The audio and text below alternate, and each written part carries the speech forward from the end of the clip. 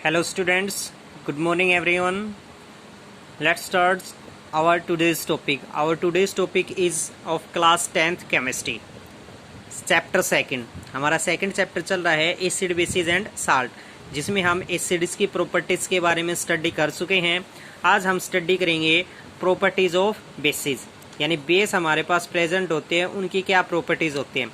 Basis are bitter in taste, यानी जो base होते हैं वो स्वाद में कैसे होते हैं, कड़वे होते हैं। जैसे हम एग्जांपल ले सोप, यानी एक साबुन है वो स्वाद में कैसा होता है, कड़वा होता है। तो हमारे पास जो बेसिस होते हैं वो स्वाद में कैसे होते हैं, कड़वे प्रेजेंट होते हैं। नेक्स्ट है point, it is a metallic oxide, ये क्या होते हैं हमारे पास, मेटालिक ऑक्साइड प्रेजेंट होते हैं which have dissolve in water produce OH negative ion. अगर हम उनको वाटर में डिजोल्व करते हैं तो क्या आयंस प्रोड्यूस करते हैं, OH नेगेटिव आयंस प्रोड्यूस करते हैं।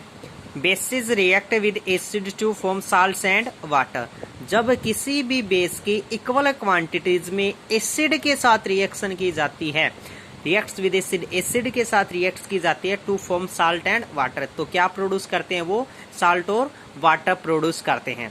फोर्थ पॉइंट है हमारे पास, bases turn red litmus paper to blue, bases red litmus paper को किस में कन्वर्ट कर देते हैं, ब्लू लिटमस पेपर में कन्वर्ट कर देते हैं। इसी प्रकार अगर हम उनके पीएच वैल्यूज के अनुसार बात करें तो pH value of bases are greater than 7, यानी जो पीएच वैल्यू होती है बेसिस की वो क्या होती है हमारे पास, ग्रेटर देन 7 प्रेजेंट होती है। जैसे हम कल भी स्टडी कर चुके हैं पीएच स्केल के बारे में, आज दोबारा से स्टडी करते हैं पीएच स्केल के बारे में। हमारे पास पीएच स्केल क्या प्रेजेंट होता है, वैल्यू 0 से 14 के बीच में प्रेजेंट होती है।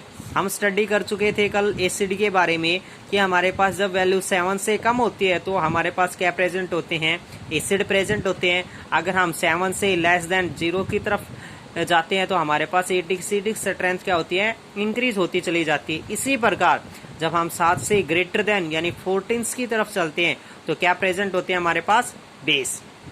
और बेस जब हम 7 से ग्रेटर देन 14 चलते हैं तो बेसिक स्ट्रेंथ हमारे पास क्या होती है, इंक्रीज होती है। इसी प्रकार अगर हम मान के चले कि अगर हमारे पास किसी की वैल्यू क्या प्रेजेंट है, 8 प्रेजेंट है, और उसके कंपैरिजन में अगर हमारे पास वैल्यू 1 की वैल्यू किसी भी अदर बेस की प्रेजेंट 14 प्रेजेंट है, तो उन दोनों में हमारे पास सबसे ज्यादा मोर पावरफुल कौन सा होगा, 14 प्रेजेंट होगा।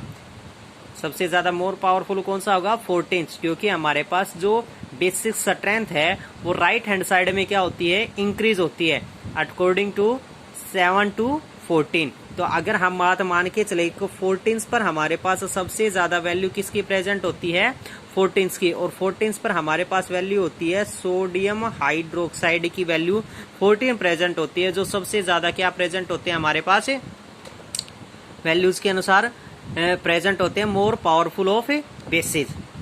इसी प्रकार जब हम एसिड की बात करें तो एसिड में मोर पावरफुल हमारे पास एसिड क्या होता है, हाइड्रोक्लोरिक एसिड, जिसकी वैल्यू हमारे पास क्या प्रेजेंट होती है, 0 प्रेजेंट होती है। तो यहाँ पर हमारे पास वैल्यू क्या प्रेजेंट रहेगी, सबसे ज्यादा मोर पावरफुल जो बेस है वो हमारे पास क्या रहेगा, जिसकी वैल्यू हमारे पास 14 प्रेजेंट रहेगी।